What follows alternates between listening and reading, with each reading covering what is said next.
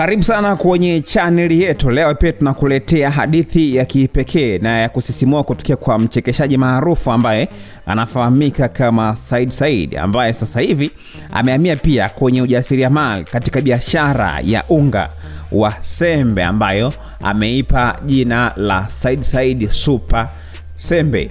Mwaka 2025 ulikuwa ni moja kati ya mwaka mzuri sana kwa mchekeshaji huyo pia kutokana na mafanikio ambayo aliyapata katika jukwaa la uchekeshaji nchini Tanzania, ikiwa ni pamoja na kutambuliwa rasmi na Mheshimiwa Rais wa Jamhuri ya Muungano wa Tanzania Samia Suluhu Hassan. Nafikiri akaona sasa katika haya mafanikio pia ambayo ameyapata ahamishie pia mpaka kwenye upande wa biashara zingine pia ambazo anaamini kwamba zitakuwa na manufaa makubwa sana katika maisha yake ya sanaa. Mwaka 2026 hivi karibuni tumeona pia mchekeshaji mwingine ambaye ni Asma amefungua duka lake pia ambalo limekuwa likihusika na biashara za mazao ya chakula. Tumekuwa tukiona namna ambavyo wachekeshaji vile ambavyo wamekuwa kishikana mkono kwa karibu kuhakikisha kwamba wanasapotiana. Yaani hawaishi tu kwenye kuchekesha, lakini pia wanaamua kuhamishia pia katika upande mwingine ambao naamini kwamba utanufaisha pia kwa kiasi kikubwa sana. Sasa ni safari ya kuvutia jinsi ambavyo mchekeshaji Said ambavyo alitoka kwenye jukwaa la vichekesho mpaka pia kwenye mashine ya kusaga mahindi. Lakini je, ni nini ambacho kilimvutia zaidi kwenye biashara hii? Changamoto ni zipi hasa na ana ujumbe gani hasa kwa upande wa vijana? Bana, usikose kufuatilia kuanzia mwanzo mpaka mwisho, ambaye muda huu hapa nipo naye kwenye line ili pia tuweze kuzungumza kuhusiana na ni kitu gani pia ambacho kilimsukuma mpaka kaamua kuanzisha biashara hii ya Said Super Sembe. Muda mrefu nimekuwa nikipani kwamba na zilikuwa ndoto zangu na biashara ambayo itakuwa na deni na wateja wengi na sana kwa deni na wateja kwa jumla. So ilikuwa katika mchakato na ilipokamilika naona kwa ilikuwa ni muda mrefu ya unajua biashara kama ile inahitaji fedha. So ni swala la fedha ndio kwa linanikwamisha. Kwa maana ikachukua muda mpaka kuisimamisha vile, kwa sababu nilikuwa naweka hizo fedha kidogo mpaka pale ambapo niliona sasa hapa at least biashara inaonekana na kufanya. Toka umeanza mpaka sasa hivi ni changamoto gani ambazo umekutana nazo? Natamani kujua hivi pengine una uzoefu kuhusiana na biashara hii, kwa maana kwamba pengine inawezekana kipindi cha huko nyuma uliwahi kufanya kabla hata hujawa maarufu. Nyuma sijawahi kufanya, nimeanza kufanya hivi karibuni. Changamoto ambayo naipitia, bahati mbaya sana mimi na package 3 na unga kilo 5, kilo 10 na kilo 25. Sasa kuna changamoto mbili kubwa ambazo ndo napitia kwa sasa hivi. Changamoto ya kwanza ni wateja wanaulizia unga za kilo 1. Na mimi sina. Ninauza hizo package 3. Labda kama mtu atanunua kwa jumla kilo hizo za kilo 25 kwa jumla, basi ndo akaenda akauze kwa rejareja huko. Ila kwa mimi from duka langu direct hivi package ya kilo 1 nakuwa sina. Hatua changamoto nyingine nayopitia ni watu wanasema dona. Hapana, ule ni unga wa sembe. Tuanzie hapo kwenye hao ambao kuna baadhi ya watu ambao wamekuwa kiulizia kuhusiana na kilo 1 na vitu kama hivyo. Umewahi kuwafikiria pengine mara baada ya kukutana na hicho kitu, na haukuanza mwanzoni kabisa wakati una plani wa kilo 1 kwa kweli nafikiria, ila watuvumilie kwanza. Naandaa na soon nitaweka order package za hizo kilo 1. Package zikishafika tutakuwa tunatoa direct from kiwandani ambazo zitakuwa ni package za kilo 1 ambazo na wenyewe pia itabidi tuwasambazie. Na nadhani hizo package za kilo 1 nyingi sana tutaweka kwenye supermarket. Tutaanza na supermarket ya Asma na majiza mifungwa supermarket. Kwa hiyo baada ya hizo package kuja, unga wetu pia utakuwa unapatikana pale. Umeonaje biashara mpaka sasa hivi na watu wanashawishika kwa kiwango gani? Licha kwamba tunafahamu kwamba wewe ni moja kati ya mtu ambaye sasa hivi fan base yako ni kubwa sana na watu pia wamekuwa wakikusupport sana. So good, biashara inaenda vizuri, namshukuru Mungu. Ukiangalia maduka yote ya Said Super Sembe mauzo yanaonekana, namshukuru Mungu kwa upande huo naweza nikasema tumeanza vizuri. Mungu atujalie tuweze kuendelea hivyo hivyo, na pengine zaidi ya hapo. Sisi tunachowaahidi wateja wetu, tutakuwa tunatoa huduma ambazo zitakuwa ni bora na za kiwango cha juu sana. Wakati umeposti kwenye akaunti yako ya Instagram, nikaona watu wanapongeza sana kutokana na hilo wazo ambalo uko nalo. Baadhi ya watu wanaenda mbali zaidi na kusema kwamba nyinyi mnawaza mbali zaidi. Yaani nyinyi wasanii ambao mmefanikiwa sasa hivi mmewaza mbali zaidi tofauti hata na wale wasanii wa zamani. Sijui kama ulikuwa unaona hizi comment. Nimeona comment, moja ya comment ambazo nimezifuatilia ni za hiyo post, nimeziona. Na washukuru watu wote ambao wamenipongeza. Mungu awabariki na wenyewe majambo yao yaende kama vile ambavyo wana plan. Batuli pia niliona ameandika kama anasema kwamba anataka wewe mwenyewe, yani ile mlango kwa mlango akuone mwenyewe, usupply mwenyewe kaka. Uliliona hilo na umelichukuliaje? Batuli ni mtani wangu, tunadaniana sana, lakini so far so good. Wale wateja ambao watakuwa wananunua package nyingi, nitakuwa pia kwa nafasi kama nitakuwa nayo nitakuwa naenda, sababu ni sehemu ya biashara pia. Kwa mfano juzi kati kuna mtu amenunua kilo 25 karibia mifuko 100. Mtu kama huyo ukimpelekea inakuwa ni nzuri pia, ndugu yangu. Yeah, noma sana. So unapata wapi mahindi kaka ya kusaga unga, au una store yako mwenyewe ambayo uko nayo? Mahindi mimi nilichukua mengi, kwa nayo store, sababu pia kiwanda chetu kiko Mlandizi pale. Kwa karibu na kiwanda pale ndio kuna store.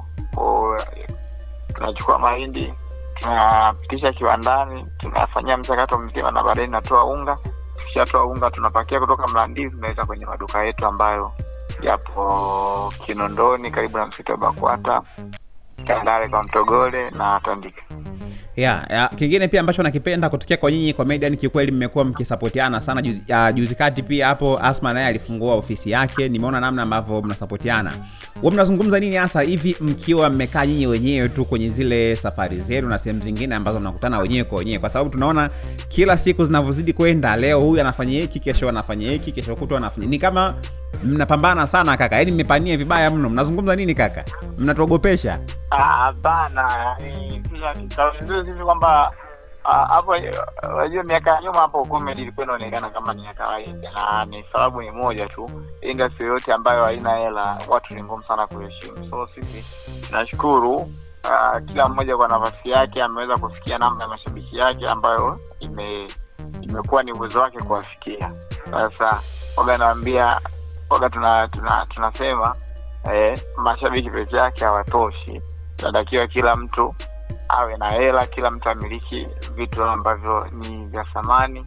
Na kama unaona sasa hivi wachekeshaji karibia wote ni kama vile kuna mashindano ya wachekeshaji kununua magari kabisa na kufungua biashara. Lakini yote ni kuhakikisha tunapata ile thamani ya mmoja mmoja, lakini thamani yaenda kwa ujumla, sababu ili industry iwe na thamani lazima watu wa kwenye industry wawe na fedha. Na fedha ndio zinapatikanaje? Ndio hivyo, wanaona wachekeshaji wanajaribu kutafuta njia mbalimbali za kupata fedha, ili kisha na kesho kutwa kikutana na Asma, wakikutana na nani, yani usala kuokota lile la kawaida kabisa. Sure. Imekapoa sana. So tutarajie Saidi pengine utatanua sasa na kufika mikoani, sehemu zingine pia, kwa sababu kama hivi tunavyoona sasa hivi Dar es Salaam tayari umeshaitika. Tutegemea kuona sasa na mikoa mingine tena, kwa maana kama kukiwa kuna branches nyingine kama ambavyo tumekuwa tukiona kwa wafanyabiashara wengine wakubwa. Ndio, kwa sababu lengo langu mimi sio kuuza tu hivi. Kama mimi nilikuwa mfanyabiashara mkubwa kwa bidhaa za mashambani ambazo zinachakatwa kuja kwa chakula. Kwa hiyo role model wangu sasa hivi ni Baresa. Kwa hiyo inshallah kwa uwezo wangu na kwa support ambayo watu wananipa, nadhani ndoto zangu zitatimia siku moja. Haijalishi ni lini, lakini wote nao zitatimia.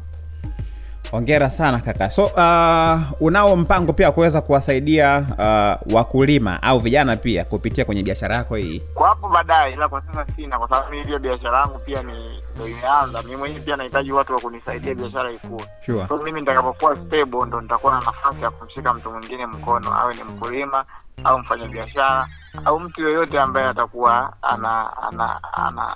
anaona kama support yangu itamsaidia kutoka sehemu moja kwenda sehemu nyingine. Ila kwa sasa sijaweka hiyo plan ya kusaidia wakulima na kitu kadhaa. Sasa hivi nasaidia watu ambao mkono wangu unaniruhusu kuwasaidia. Kwa sababu nilikuwa na program ya kusaidia watu kulipa ada, nadhani jana nimefanya hivyo. Sure. Basi Na umajiri watu wangapi mpaka sasa hivi? Mpaka sasa hivi na watu 16.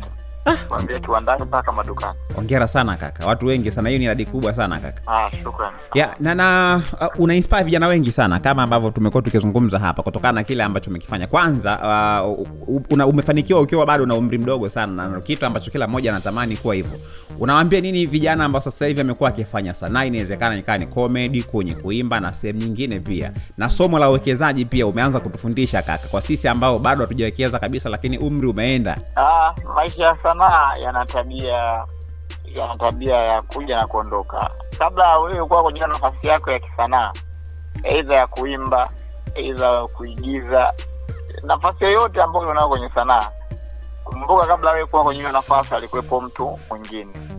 Kama wewe ambavyo ulimkuta mtu mwingine ukaja wewe, kuna mtu pia atakuja achukue nafasi yako na yeye haji.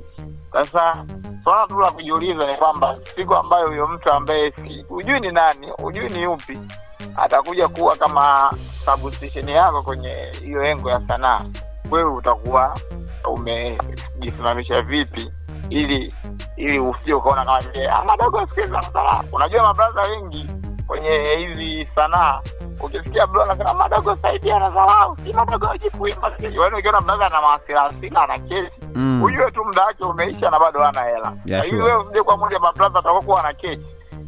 Hakikisha tu unatengeneza mifumo yako vizuri ili hata kama akija mtu, hata kama atakuwa ni kwa ajili ya kuchukua nafasi yako, unampa support. Unajua hamna kitu kizuri kama mtu afanikiwe alafu kwenye mafanikio yako kuna mkono wako. Sure. So ni kupambana ili watakao kwenye sisi tuwashike mkono kama sisi ambao mabrother walofanikiwa wanatushika mkono. Isije tu kwenye kundi la kuja kuwachukia madogo wetu. Unajidai anachekesha nini? Hapana, Saidi ni muda wako umeisha. Haina noma kaka. Saidi mwanangu, mimi nashukuru sana. Labda kama una chochote cha kumalizia, chochote ambacho pengine hatujazungumza. Mimi nawashukuru sana mashabiki ambao kwa support toka mwaka jana na mwaka mpya. Nawashukuru sana, lakini pia niwapongeze kwa kuvuka mwaka, lakini pia nawatakia umri mrefu kwa Mungu. Tuzidi kuiona miaka mingi na mingi zaidi. Hakuna cha ziada. Mimi nashukuru sana ndugu. Nashukuru sana Saidi. Haya bana, huyo ni mchekeshaji maarufu nchini Tanzania ambaye anafahamika kama Said akizungumza kwa undani kabisa kuhusiana na namna ambavyo amekuwa akifanya biashara ya Said Super Sembe, kwa maana kwamba ya unga wa mahindi, na ni kitu gani pia ambacho kilimtuma aanzishe biashara hiyo na changamoto ambazo amekuwa akikutana nazo katika biashara hiyo, ikiwa ni muda mfupi tutoka ambapo ameanzisha biashara hiyo. Lakini pia umemsikiliza vizuri kabisa, ametoa ushauri kwa upande wa wachekeshaji ambao sasa hivi wanachipukia kwenye sanaa kwa ujumla. Inawezekana kama ni mchekeshaji, unaimba au chochote kile ambacho umekuwa ukikifanya kwenye sanaa. Usisahau kusubscribe katika akaunti yetu ya YouTube ambayo inasomeka Dodoma TV ili pia uweze kupata notification ya kila story ambayo tunaiweka kupitia kwenye akaunti yetu ya YouTube.